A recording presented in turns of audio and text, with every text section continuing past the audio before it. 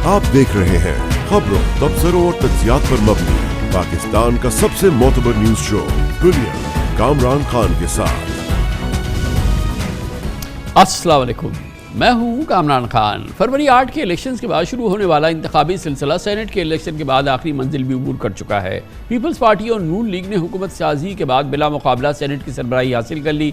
Peoples party की यूसुफ रजा Gilani chairman senate, नून league के सैदाल Khan deputy chairman senate बन चुके हैं। और दिलचस्प बात यह है कि सेनेट पे इलेक्टोरल कॉलेज मुकम्मल न होने के बावजूद वज़ीर-ए-आज़म शहबाज शरीफ की एडवाइस पर सदर आसिफ ज़रदारी ने सेनेट का इजलास तलब किया। सेनेटर इसहाक डार की सरबराही में नौ मुंतखब सेनेटर्स ने हल्फ उठाया और PTI के सेनेटर्स किशोर और शराबे में आनन फानन चेयरमैन सेनेट और डेप्टी चेयरमैन बिला मुकाबला मुंतखब हो गए। कई महीनों से लगता है कि PTI और रियासत के दरमियान आंख बचूली जारी है। 8 फरवरी के इलेक्शन के बाद वाहिद अक्सरियती जमात होने और अवामी मैंडेट जीतने के बावजूद PTI इंतखाबी सियासत हार गई और पीपल्स पार्टी और नून लीग हार कर भी जीत गए। PTI के बानी chairman Imran Khan, vice chairman Makhdoom Shah Mahmood Qureshi, party सदर चौधरी परवेज इलाही इलेक्शन के मैदान से बाहर और पाबंद सलासल रहे।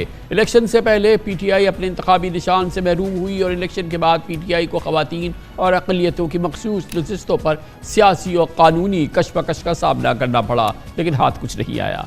इलेक्शन कमीशन और पेशावर हाई कोर्ट ने PTI की सुन्नी इत्तेहाद काउंसिल में शमूलियत भी मुस्तरद कर दी, जिसके बाद न मखसूस नशिस्तें मिली, न सियासी जमातों का स्टेटस मिला और आज भी कौमी असम्बली में PTI की हिमायत याफ्ता तमाम 53 MNAs और अराकीन हैं, मगर मखसूस नशिस्तों के बगैर PTI को सेनेट इलेक्शन में इस वक्त हिस्सा लेना पड़ा है। चारों सूबों से PTI को सेनेट से सिर्फ 2 नई नशिस्तें मिल सकी, जिसके बाद सेनेट में PTI के 19 अराकीन और हुक्मरान इत्तेहाद के 59 सेनेटर्स हैं। KP से सेनेट की 11 नशिस्तों पर ज़ेरे इल्तवा इलेक्शन के बाद हुक्मरान इत्तेहाद की सेनेट में अक्सरियत 2/3 भी हो सकती है। सेनेट में PTI के पार्लिमानी लीडर सेनेटर अली ज़फ़र का कहना है कि आईन के आर्टिकल 59 के तहत सेनेट में वफाक पाकिस्तान के चारों सूबों की नुमाइंदगी मुकम्मल नहीं है, इसलिए चेयरमैन और डेप्टी चेयरमैन सेनेट का इलेक्शन गैर आइनी और गैर कानूनी है। इत्तफाक की बात है कि सिर्फ 2 साल पहले तक वफाक पाकिस्तान समेत पंजाब और KP आज़ाद कश्मीर गिलगित बल्तिस्तान में हुकूमत करने वाली जमात PTI की अब पार्लिमानी हैसियत तिहत्तर बिहत्तर है। ऐसा लगने लगा है कि पार्टी के कायद की अवामी मकबूलियत चाहे अब भी बरकरार हो, लेकिन उनकी सियासत ज़वाल पजीर है। शुमी क़िस्मत के तहरीक इंसाफ के अरकान असम्बली अपनी सियासी शनाख्त से महरूम हैं और दूसरी बार इंटर पार्टी इलेक्शन होने के बावजूद इलेक्शन कमीशन ने PTI को बतौर सियासी जमात तस्लीम नहीं किया है। इलेक्शन कमीशन PTI को सियासी जमात तस्लीम करने को तैयार नज़र नहीं आती। बहरहाल ये पाकिस्तानी सियासत का मोजज़ा है जो इससे पहले भी हम देख चुके हैं, मगर शायद इस दफ़ा का मोजज़ा जो है इसकी शिद्दत हमने इससे पहले नहीं देखी।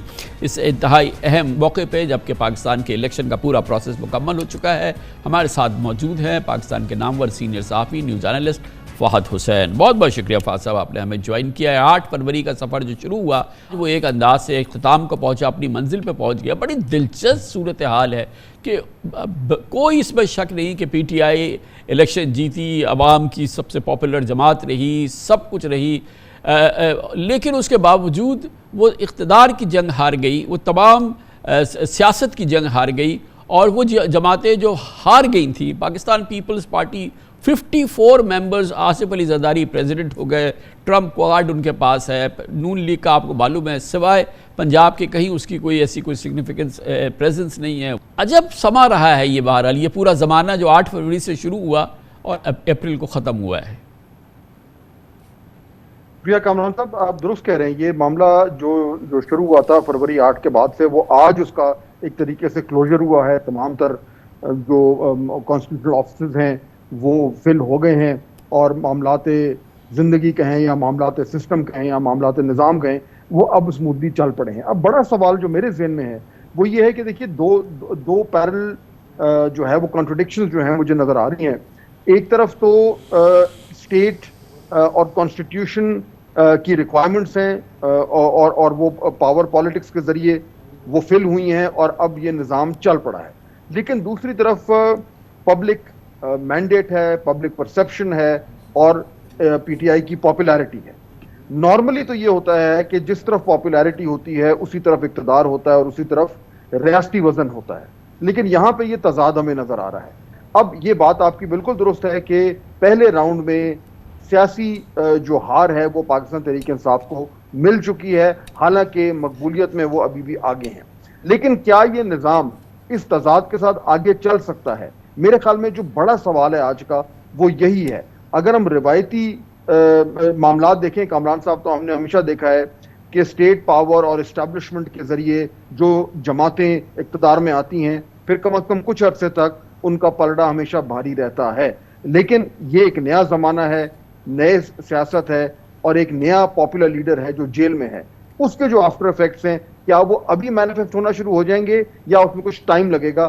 This to me is the key question. इस सवाल का जवाब ढूंढने के लिए ये कितनी ज़रूरत है, कितना इम्पॉर्टेंट है और क्रिटिकल है कि इमरान खान को इलेक्शन जीतना या पॉपुलैरिटी हासिल करना तो उनको आसानी से मिल गई, जेल पे होने के बावजूद दोनों चीज़ें उन्होंने हासिल कर ली। लेकिन सियासत के पेचोखम, सियासी बसात पे चाले चलना, सियासत को समझना, वो सियासत जो पाकिस्तान में पहचानी जाती है, जिसके आइकॉन आसिफ अली जरदारी हैं, शहबाज शरीफ है, नून लीग है, नून लीग लीडरशिप है, उसमें तो वो बहुत पीछे हैं। आपके ख्याल में बग़ैर ये असबाक सीखे हुए, ये लेसन्स लर्न किए हुए, ये तमाम चीज़ें समझे हुए, क्या उनको पॉपुलैरिटी की ये जो उनकी पोजीशन है ये ट्रांसफॉर्म कब होगी इक़्तिदार में और हुकूमत की सियासत होती है? ये एक बड़ा कठिन अभी सफ़र बाकी है इमरान खान का।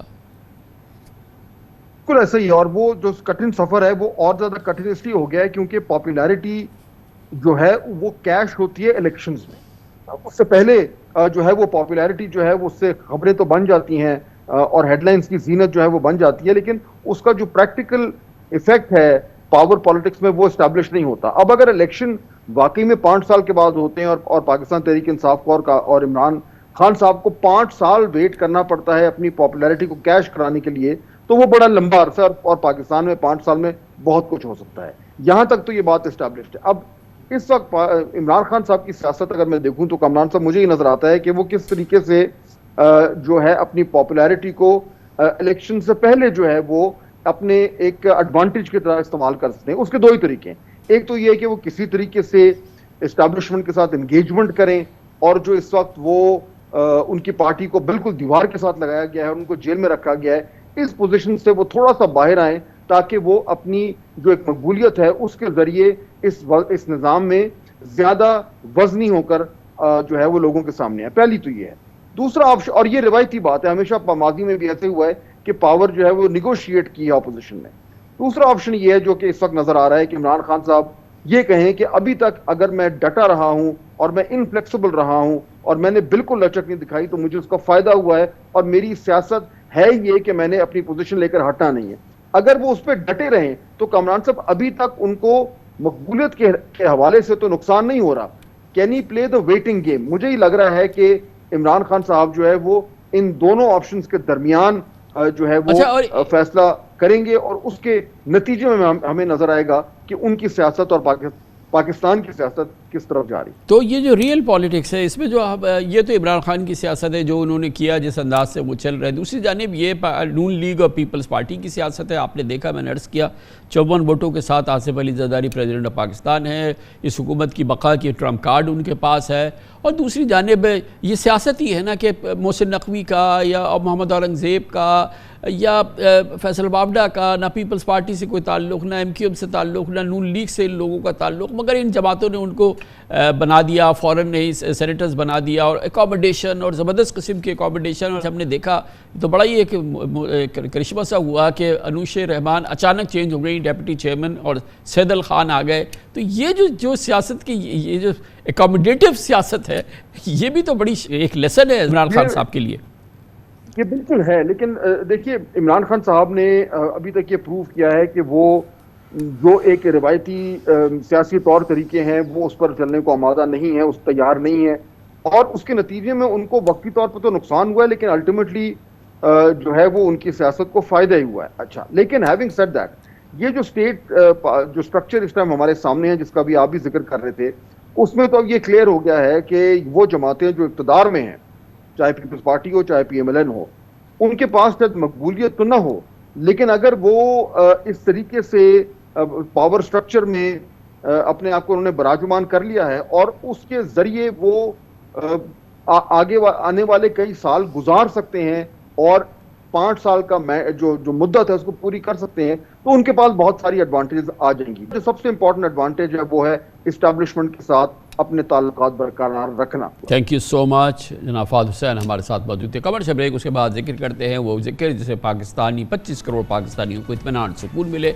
वो ये कि एक तवील अरसे के बाद पाकिस्तान की मईशत बहाली के सफ़र पर चल रही है, बल्कि पेशकदमी तेज़ हो गई है, कंसोलिडेशन होगा, इसमें इस्तेहकाम आएगा और उसके बाद तरक्की हो सकती है, और उसके लिए बहुत सारे आसार हैं, बहुत पॉजिटिव ख़बरें हैं मईशत के हवाले से हमारे पास, और उसका तफसील से जायज़ा लेते हैं एक छोटे से वक्फे के बाद। ईद के सीज़न में इससे अच्छी कोई ख़बर नहीं हो सकती।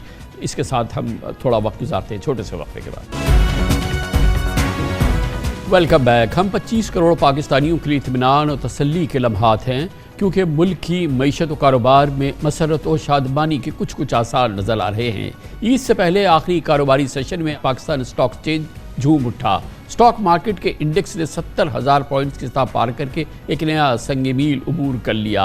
आखिरी 2 सेशन में मार्केट तकरीबन 2,000 पॉइंट्स के इजाफे से 3% बढ़ गई है। 9 महीने में 28,000 से ज़ायद पॉइंट्स के इजाफे से इस वक्त पाकिस्तान स्टॉक मार्केट 70% बढ़ चुकी है। अक़वाम मुत्तहिदा, वर्ल्ड बैंक, IMF का पाकिस्तान की मईशत पर रोज़ बरोज़ एतमाद बढ़ रहा है। अमेरिका की जानिब से जज्बा खैर सगाली के इशारे मिल रहे हैं, और रमज़ान की 27वीं शब वज़ीर आज़म शहबाज शरीफ ने अपनी काबीना के हमरा हालत एहराम में सऊदी वलीअहद शहज़ादा मोहम्मद सलमान के साथ रोज़ा अफ्तार में गुजारी, जिसके बाद सऊदी अरब ने पहले मरहले में पाकिस्तान में $5 अरब की जल्द सरमायाकारी का इआदा किया। वज़ीर ख़ज़ाना मोहम्मद औरंगज़ेब सऊदी इन्वेस्टमेंट और IMF के नए प्रोग्राम से बहुत पुरुम्मीद है, और इसके नतीजे में माशी इस्तेहकाम से रुपए की कदर में इजाफे, महंगाई के काबू में आने और शरह सूद में कमी के लिए मोहम्मद औरंगज़ेब पुरअज़्म नज़र आ रहे हैं। ये हकीकत है कि IMF ने निगरान हुकूमत में माशी इस्लाहात की कोशिशों और शहबाज शरीफ हुकूमत के माशी अज़ाइम को सराहा है और नए प्रोग्राम पर रजामंदी का इजहार किया है। IMF की डायरेक्टर कम्युनिकेशन का कहना है कि इस महीने के आखिर तक $3 अरब का स्टैंड बाई अरेंजमेंट मुकम्मल होने के बाद IMF पाकिस्तान के साथ नए प्रोग्राम के लिए अब तैयार है। बिलाशुबा IMF के एतमाद हुकूमत के माशी अज़ाइम से गैर मुल्की सरमायाकारों और मकामी बिजनेस कम्यूनिटी का हौसला बढ़ रहा है, और इस पस मंज़र में सनत और कारोबार में जान पड़ती नज़र आ रही है। इस माली साल अब तक एक्सपोर्ट्स 9% बढ़ी हैं, इम्पोर्ट्स वाज़ेह तौर पर घट रही हैं, जिसकी वजह से तिजारती और मालियाती खसारा कंट्रोल में है। पिछले माह रेमिटेंसेस के हवाले से बुलंद तरीन सदा रिकॉर्ड हुई है। जी हाँ, रमज़ानुल मुबारक की वजह से मार्च में ओवरसीज़ पाकिस्तानी की तरसीलात में 31% इजाफा देखा गया है। एक्सपोर्ट्स, लार्ज स्केल मैन्युफैक्चरिंग, ज़रूरी पैदावार, बैरूनी सरमायाकारी में भी इजाफा हुआ है, और इत्तलात के मुताबिक RDA में भी इजाफा हुआ है। FBR की टैक्स वसूली टारगेट से ज़्यादा रही है। महंगाई की शरह 20.7% पिछले 22 माह की निचली तरीन सतह पर है। हवाला, हुंडी और स्मगलिंग की रोकथाम के साथ डॉलराइजेशन इस वक्त रुक चुकी है, और एक्सचेंज रेट मुस्तहकम हुआ है। इस माली साल के 9 महीनों में स्टेट बैंक के ज़र मुबादला के ज़खायर $4 अरब के इजाफे से तकरीबन $9.5 अरब हैं, जबकि पाकिस्तान स्टॉक मार्केट में तो काफ़ी दिनों से जोश व जज्बा दीदनी है। हालात की बेहतरी, मईशत में बेहतरी के आसार और इसमें मुस्तहकम होने के कितने आसार, और फिर हम तरक्की की जानिब किस वक्त आगे बढ़ेंगे, इन तमाम मौज़ूआत का जायज़ा लेंगे। हमारे साथ मौजूद है मोहतरम Farooq Khan, managing director Pakistan stock exchange, और हमारे साथ इम्तियाज़ गद्दर साहब भी हैं, chief executive officer JS global. बहुत बहुत शुक्रिया। फ़ारूक साहब, ये बताइएगा कि पिछले 4 सालों में, 4-5 सालों में हमने मुताद्दिद मौके पर स्पोरेडिक हमने देखा कि एक्साइटमेंट आई है, और फिर वो रिसीड हो गई, फिर थोड़ी एक्साइटमेंट नज़र आई, फिर मुख्तलिफ हमने ज़माने देखे, हफ्ता, 10 दिन, 15 दिन, फिर ये थोड़ी सी ज़्यादा अरसे से चल रही है।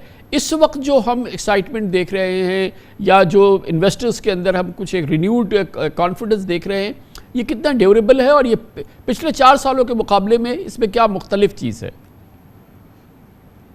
जी शुक्रिया बहुत बहुत कामरान साहब, और आपने बहुत अच्छी समरी दी थी अभी, जिसमें काफ़ी जो थे रीज़न्स आपने आइडेंटिफाई किए। मैं उसमें एक और रीज़न ऐड करूँगा और हाईलाइट करूँगा कि आते ही गवर्नमेंट ने जो स्टेप्स लिए हैं SOEs के ऊपर, PIA पे ख़ास तौर के ऊपर सिग्निफिकेंट स्टेप्स लिए हैं, और डिस्कोस के ऊपर भी काम काफ़ी तेज़ी से शुरू हुआ है।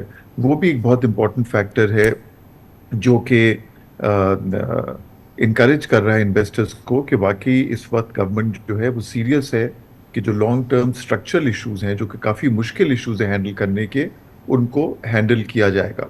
और आई थिंक ये बहुत ज़रूरी है और फाइनेंस मिनिस्टर जब स्टॉक एक्सचेंज भी आए थे और अभी जो आपने उनकी थोड़ी सी गुफ्तगू सुनाई, उसके अंदर ही इज़ वेरी क्लियर कि सऊदी अरेबिया से इन्वेस्टमेंट आए, ये आई थिंक बहुत अच्छा है एंड आई होप कि जल्द ये रियलाइज़ होएगी।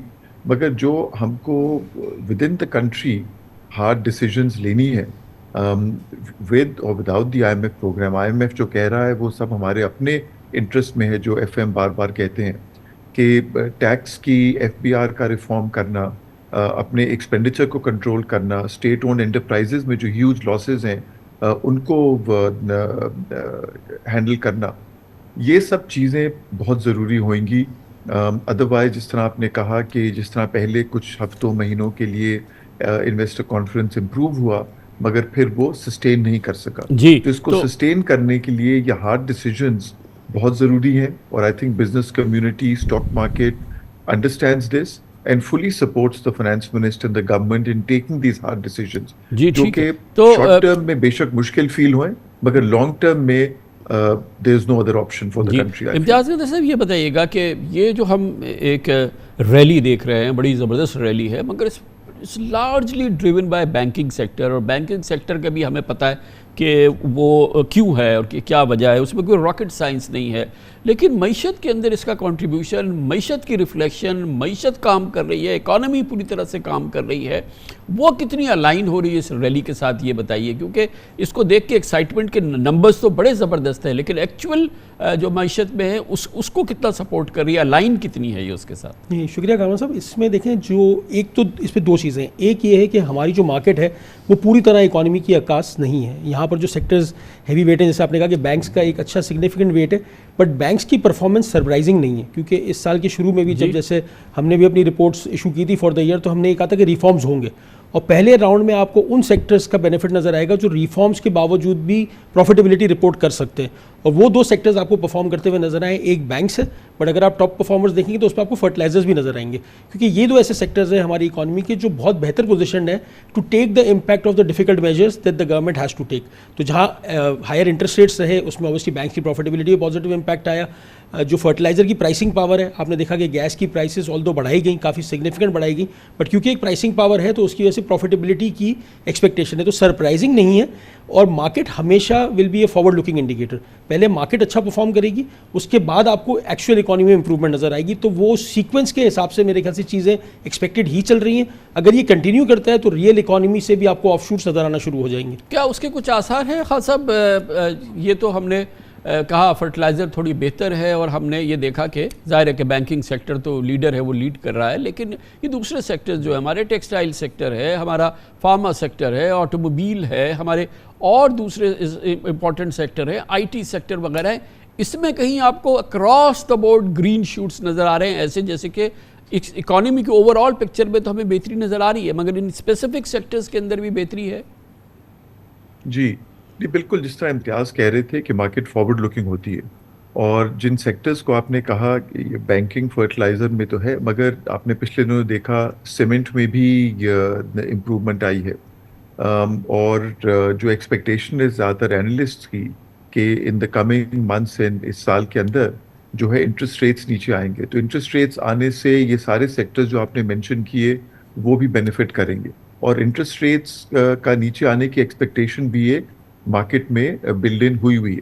मगर मैं आपको एक चीज़ और बताऊं कि मार्केट ऑलरेडी बहुत ज़्यादा लो लेवल्स पे थी, मतलब इतनी चीप लेवल्स पे मार्केट थी, और अभी भी अगर आप पिछले ऑल टाइम हाइज को देखें तो इम्तियाज मेरा ख्याल है पी जो था मार्केट का वो 11-12 मल्टीपल्स पे था। अभी उस रिकॉर्ड से भी ऊपर इंडेक्स चला गया, मगर पी जो है वो अभी भी 4-5 के मल्टीपल के ऊपर है। तो दिस शोज के जो प्रॉफिटेबिलिटी है लिस्टेड कंपनीज की, और जिन सेक्टर्स को गवर्नमेंट भी फोकस कर रही है, आईटी का आपने मेंशन किया, आईटी का स्पेसिफिक फोकस है गवर्नमेंट का टू इनकरेज दिस सेक्टर। तो डेफिनेटली जो आईटी लिस्टेड कंपनीज हैं और कुछ नई कंपनीज जो इस वक्त लिस्टिंग के लिए सोच रही हैं और हमसे डिस्कशन कर रही हैं, वो भी बेनिफिट करेंगी। जहाँ तक टेक्सटाइल्स का है, ऑब्वियसली जो एक्सपोर्ट साइड है वो हमारे रुपए की वैल्यू पे भी डिपेंडेंट है, मगर बाहर की एनवायरनमेंट में भी डिपेंडेंट है, और बाहर भी इकोनॉमीज में थोड़ा स्लो डाउन आया हुआ है, मगर अच्छी textile companies I believe are still doing well. तो गदर साहब, ये जो है ये जून से अब तक 70% मार्केट बढ़ चुकी है, बहुत बड़ी चीज़ है ये, मतलब रीजन की क्या बल्कि दुनिया की बेस्ट स्टॉक मार्केट्स में से एक हो गई है। लेकिन ये उस वक्त हुआ है जबकि पाकिस्तान में पिछले 10 महीने से 9 महीने से इंटरेस्ट रेट जो है वो 22% है, रियल देखें तो 25% है।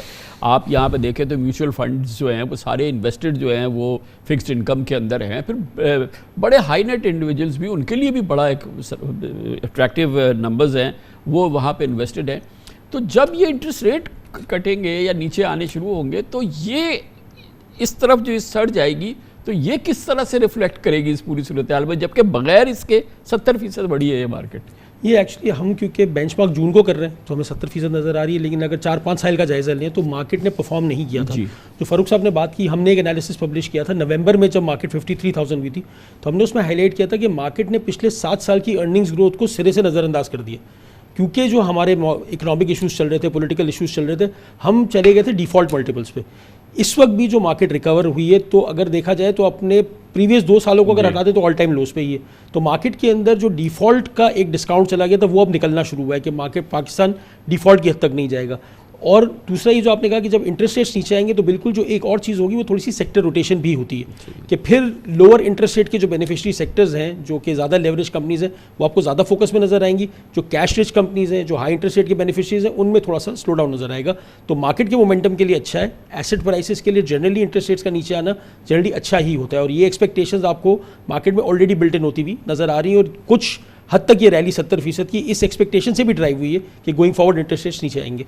तो खान साहब ये बताइएगा कि आप लोग रेगुलेटर्स जो है और फिर आगे SECP भी है, आगे ये जो ज़माना आएगा इंशाल्लाह जिसमें कि इंटरेस्ट रेट कटेंगे, ये म्यूचुअल फंड से पैसे आएंगे, हाई नेट इंडिविजुअल्स आएंगे, कुछ खबरें ये है कि एक बार फिर फॉरेन इंटरेस्ट हमें नज़र आ रहा है। इस सिचुएशन से कोप करने के लिए हमारी मार्केट बहुत ही डिसिप्लिन अंदाज से चले, जैसे कि माशाल्लाह चल रही है, इस पूरी सूरत हाल में, और फिर फैसिलिटेट करे क्योंकि इस ग्रोथ को फिर हम आगे बढ़े, इसके लिए आप लोग कितने तैयार हैं?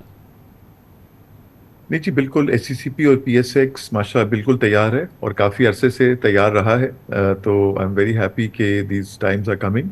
और उसके अंदर एक दो और जो इम्पोर्टेंट रिफॉर्म्स इस वक्त हो रहे हैं, जो आपको पता है रिकॉर्ड वॉल्यूम्स रहे हैं पिछले 4-5 महीने। In fact I think last quarter जो था, if I recall the numbers correctly, was the highest volume ever in the history of for full quarter. तो जो नया ट्रेडिंग सिस्टम लगा है वो बहुत अच्छी तरह से कोप कर रहा है। शायद पुराने ट्रेडिंग सिस्टम में हमें इश्यूज आते। और जो एक और बहुत इम्पॉर्टेंट इस वक्त स्ट्रक्चरल चेंज मार्केट में हो रहा है along with the market participants, कि T+2 से T+1 की सेटलमेंट पे चले जाएं। तो उससे ना सिर्फ सेटलमेंट एफिशिएंट हो जाएगी, उससे रिस्क लेवल्स मार्केट में कम हो जाएंगी, उससे जो ब्रोकर्स और इन्वेस्टर्स को मार्जिन 2 दिन के लिए रखना पड़ता है अपने ट्रेड्स का, वो आधा होके 1 दिन के लिए हो जाएगा सिर्फ। तो इसका भी जो है इंशाल्लाह मई का टारगेट है SECP का और हमारा, और सारे स्टेक होल्डर्स के साथ हम लोग इन डिस्कशन है टू इम्प्लीमेंट इट। तो ये एक आई थिंक बहुत अच्छा स्टेप होएगा और बहुत इंपॉर्टेंट स्ट्रक्चरल चेंज होएगा मार्केट में, जो कि हायर वॉल्यूम्स और मार्केट के हायर लेवल्स को इन्वेस्टर्स और ब्रोकर्स के लिए आसानी क्रिएट करेगा।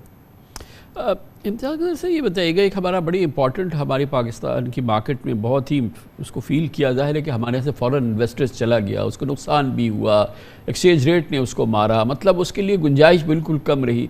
उसके बावजूद कुछ अभी हम देख रहे हैं कि वापस कुछ इंटरेस्ट नज़र आया, बहुत ही मामूली सा है। आप लोग रोड शो पे US वगैरह भी गए।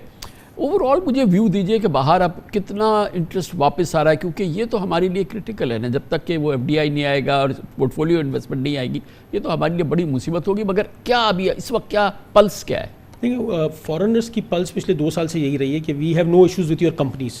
आपकी कंपनीज़ के अंदर बहुत पोटेंशियल है, हर इकोनॉमिक साइकिल में परफॉर्म करने की रेजिलियंस रखती हैं, आपका इकोसिस्टम भी बहुत हद तक मुनासिब है जिन जुरिस्डिक्शंस में वो इन्वेस्ट करते हैं।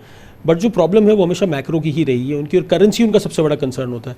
तो ये जो आपको इंटरेस्ट आता हुआ वापस नज़र आ रहा है, ये इसीलिए आ रहा है क्योंकि करेंसी पे आउटलुक बेहतर होता जा रहा है। ठीक है, एक नॉर्मलाइज डिवैल्यूएशन हर साल होनी चाहिए, वो एक हेल्दी है, बट उसके अलावा क्योंकि IMF पे अच्छी प्रोग्रेस हो रही है, कल आपने सऊदी का देखा कि $2 बिलियन की मजीद वो हो गई, चाइना के साथ आपके मामला ठीक है, तो लोगों को ये लग रहा है कि करेंसी पे उनको उस तरह से हिट नहीं लगेगी जो पिछले 2 सालों में लगी है। तो foreigner was always convinced on the Pakistan corporate story, macro पे जहाँ उसको कंफर्ट नज़र आता है वहाँ पर उसकी एंट्री आपको नज़र आती है। और ना सिर्फ ये कि इक्विटीज़ में बल्कि डेट के अंदर भी दोबारा उनकी एंट्री आना शुरू हो गई, और जो रिफ्लेक्ट करता है कि इस इंटरेस्ट रेट पे और इस रिटर्न्स पे उनको अपने करेंसी का जो लॉस होगा वो भी कॉम्पनसेट होता हुआ नज़र आ रहा है। तो दिस इज़ वेरी इंपॉर्टेंट कि आपकी करेंसी का आउटलुक ठीक रहे।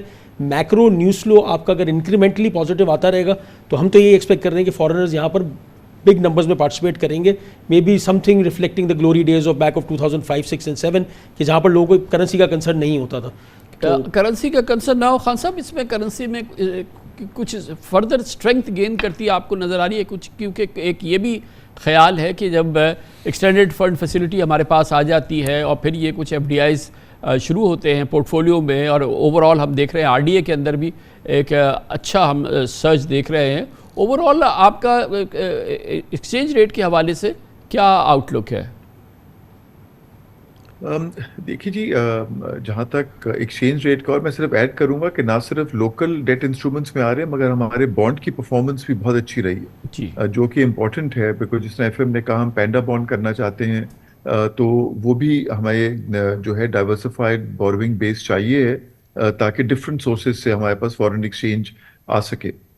जहाँ तक एफएक्स का ताल्लुक है, देखिए एक एक एक जो है नॉर्मल रेगुलर डिवैल्यूएशन हमारी सबकी बिजनेस एक्सपेक्टेशन में बिल्ड इन होती है, और फॉरेनर्स ने भी वो बिल्ड इन की होती है, क्योंकि जो इंटरेस्ट रेट डिफरेंशियल है बिटवीन यूएस एंड पाकिस्तान, जो इन्फ्लेशन रेट डिफरेंशियल है बिटवीन यूएस एंड पाकिस्तान, वो तो ओवर टाइम विल इंश्योर के देयर इज सम डिवैल्यूएशन। तो इसीलिए जो फिजिकल साइड की हम बात कर रहे थे कि अपने इंटरेस्ट रेट्स को, अपने इन्फ्लेशन को हम कंट्रोल करें, जितना ज़्यादा वो कंट्रोल होएगा उतना ज़्यादा डिवैल्यूएशन का क्वांटम और रिस्क जो है वो कम होएगी। तो इसके साथ आपने जो फॉरेनर्स का पूछा था इंटरेस्ट का, इम्तियाज ने कहा, मैं एग्री करता हूँ सारे पॉइंट से। आई थिंक एक और पॉइंट जो फॉरेनर्स के लिए इम्पोर्टेंट है is size of our market.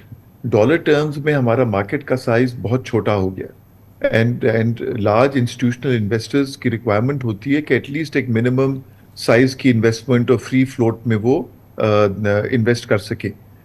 तो मेरी अगेन ये रिक्वेस्ट होगी गवर्नमेंट के साथ कि जिस तरह उनका प्राइवेटाइजेशन का और एसयूईज का प्रोसेस आगे बढ़ता है तो उनको स्टॉक मार्केट में लिस्ट करें, ताकि हमारी मार्केट की डेप्थ और साइज जो है वो इंक्रीज होए। और पिछले दिनों की तरह, जिस तरह इम्तियाज कह रहे थे, सालों की तरह government is the biggest beneficiary जब मार्केट परफॉर्म करती है। अभी भी देखिए ना, पीआईए के अंदर उन्होंने कुछ स्टेप्स लिए तो विद इन वीक्स $500 million की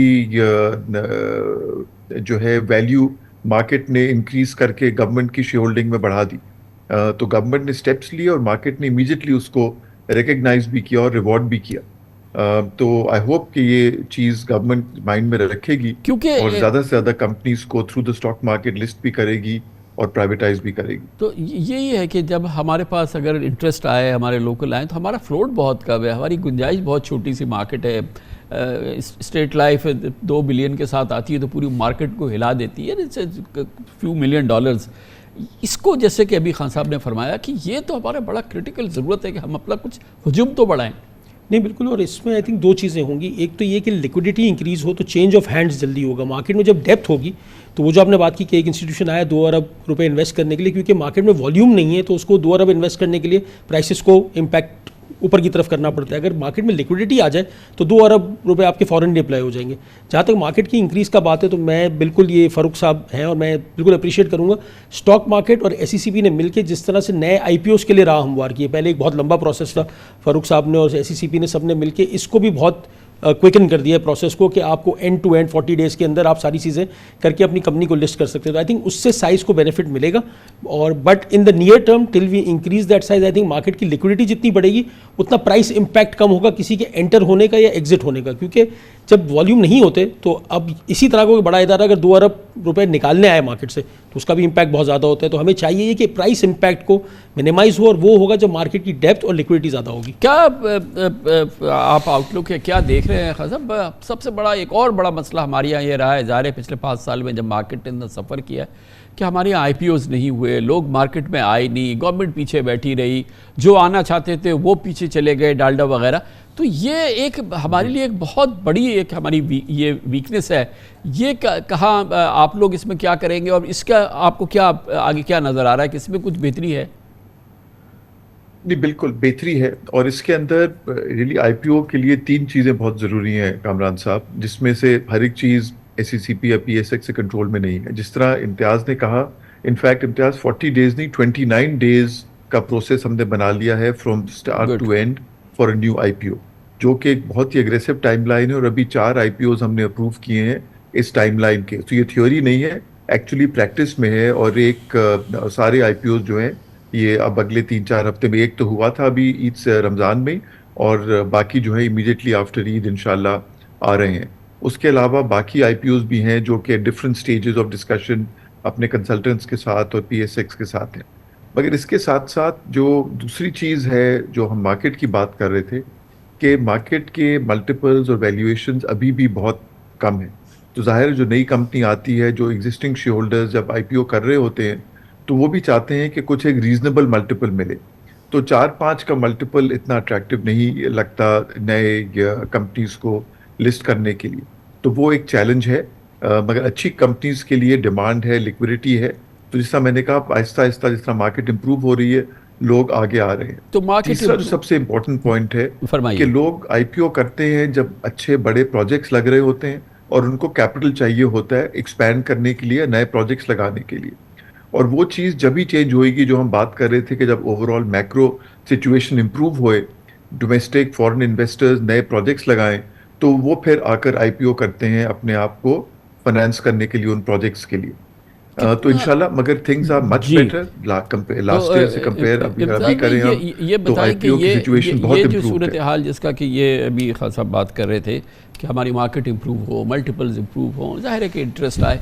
एक बिल्कुल एक ऐसा फैक्टर है जिसका भी हमने जिक्र नहीं किया, वो कितना काउंट करता है, वो है कि जो जियो स्ट्रेटिजिक हालात हैं उसमें जो पाकिस्तान की बेहतरी है, उसमें कुछ हम बेहतरी नज़र आ रहे हैं पिछले सालों के मुकाबले में। आपने देखा प्रेसिडेंट बाइडन का लेटर था, फिर उसमें थोड़ी बेहतरी है, यूएस के साथ हमारे हालात में बेहतरी नज़र आ रही है। एक मिस फॉर्चून है जो हमारा चाइना के साथ हुआ, मगर बहरहाल कमिटमेंट्स हैं पूरी तरह से वो है। सऊदी अरेबिया अब प्रैक्टिकल बात हो रही है, हमने इससे पहले ज़बानी बात सुनी थी कि इन्वेस्टमेंट्स आएगी, ये सारी चीज़ें होंगी।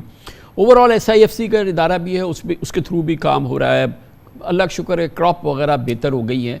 तो जियो स्ट्रेटिजिक जो मामलात हैं, इंडिया में इलेक्शन होने जा रहे हैं, इलेक्शन के बाद कोई बात ऐसी नहीं हो सकता है कि कोई वहाँ से भी कोई इब्तदा शुरू हो जाए, उस माहौल पर भी इंटरेस्ट रेट कम हो, म्यूचुअल फंड से पैसे निकले और ये सारी चीज़ें हों, तो आई थिंक फिर तो स्काई इज़ द लिमिट है हमारे लिए। बिल्कुल, जियो स्ट्रेटेजिक ताल्लुकात हमारे लिए इंपॉर्टेंट रहेंगे। जो हमें रिफॉर्म्स करने हैं under the IMF programme, they will take time.